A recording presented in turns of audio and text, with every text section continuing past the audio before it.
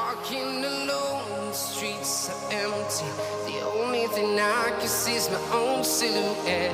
I'm getting stronger, step by step. The clock is ticking, but there's no time for regrets. I've been flying. Assalamualaikum warahmatullahi wabarakatuh. Perkenalkan, nama saya Pani Setiawan dari Ekonomi Syariah. Kali ini saya akan membahas tentang uang dalam perspektif Islam. Nah, kita akan membahas tentang semua ini. Nah, pertama-tama kita harus tahu dulu pengertian uang dalam perspektif Islam itu apa. Nah, secara etimologi, uang itu berasal dari kata nukud atau al-naqdu, artinya tunai. Dalam hadis Al-Jabir, nakadani al-tasman, artinya membayar tunai. Nah, kata nukud tadi tidak terdapat dalam Al-Quran maupun hadis. Karena pada umumnya masyarakat bangsa Arab tidak menggunakan kata nukud untuk melakukan harga. Nah, mereka menggunakan kata dinar dan dirham. Apa sih dinar dan dirham itu? Nah, dinar dan dirham itu dinar dari bahasa Romawi, yaitu perak emas cetakan.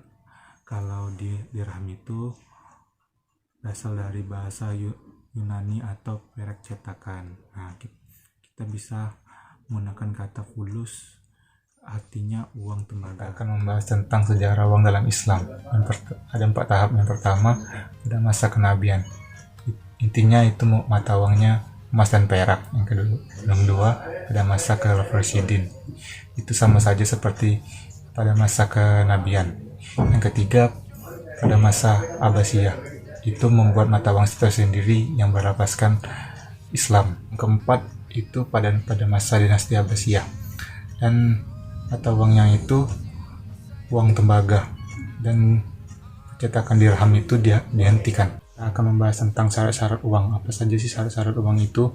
Yang pertama, nilainya tidak mengalami perubahan dari waktu-waktu. Maksudnya itu nilai uang itu tidak berubah dari waktu ke waktu. Misalnya kita menyimpan uang 10.000 untuk disimpan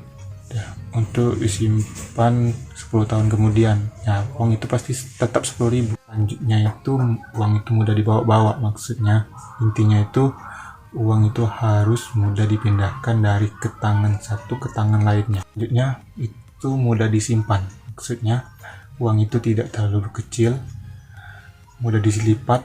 Nominalnya itu dari terkecil sampai terbesar.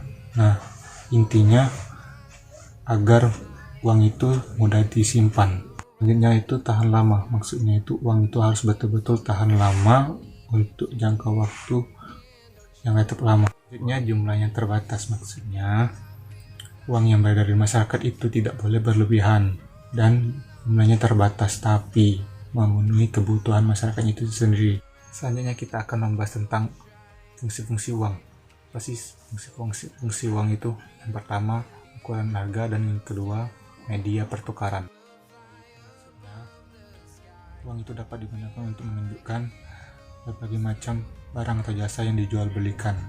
Bisa juga menunjukkan besarnya kekayaan, dan juga bisa menghitung besarnya pinjaman.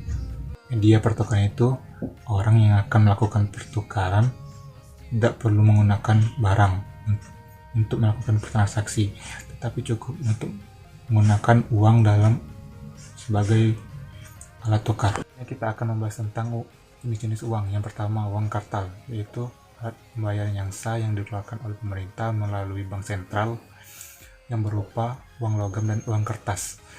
Kedua, uang giral, yaitu alat pembayaran yang berupa biliar, giro, dan cek. Cukup sampai di sini untuk pembahasan kita kali ini.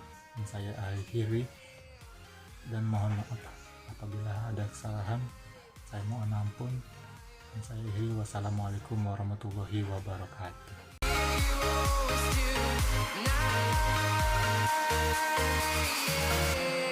I've been flying from town to town, from London to Taiwan.